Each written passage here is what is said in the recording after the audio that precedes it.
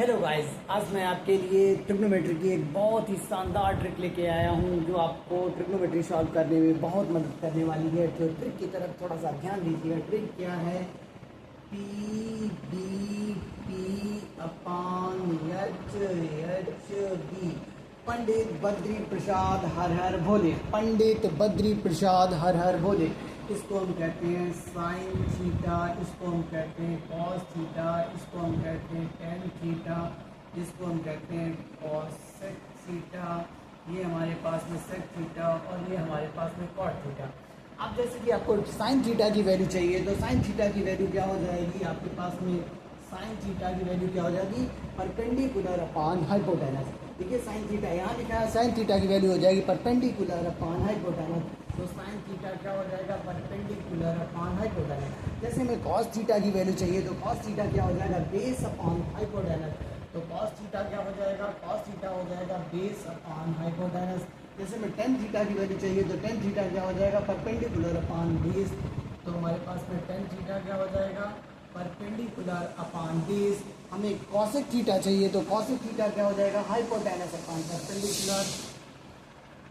Cosec theta क्या हो जाएगा? Hypotenuse upon perpendicular. हमें सेक थीटा चाहिए तो सेक थीटा क्या हो जाएगा? Hypotenuse upon sec theta hypotenuse upon base. Sec theta क्या हो जाएगा? Hypotenuse upon base. और कॉट थीटा क्या हो जाएगा? Cot theta is equal to base upon perpendicular. ये बात आपको समझ में आई?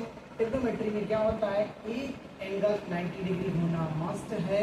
और जैसे कि यहाँ पर थीटा है, एक बात और ध्यान रखने वाली होती है कि जिस पे थीटा बना होता है जिस टाइम पे तो बेस कहलाती है और उसकी अपोजिट साइड जो होती है वो आपके पास में परपेंडिकुलर कहलाती है, जो उसके साथ 90 डिग्री बना रही होती है। जैसे ये है, अब इसमें साइन थीटा हमको निकालना है।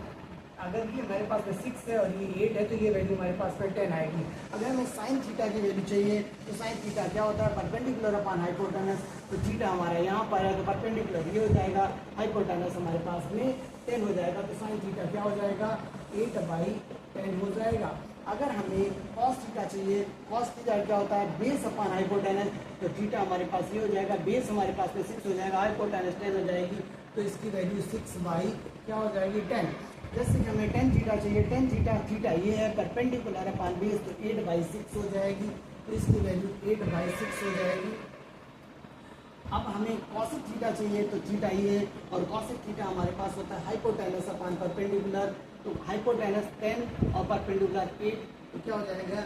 10/8 इसकी वैल्यू हो जाएगी। अगर हमें सेक थीटा चाहिए तो सेक थीटा क्या होता है? Hypotenuse upon base.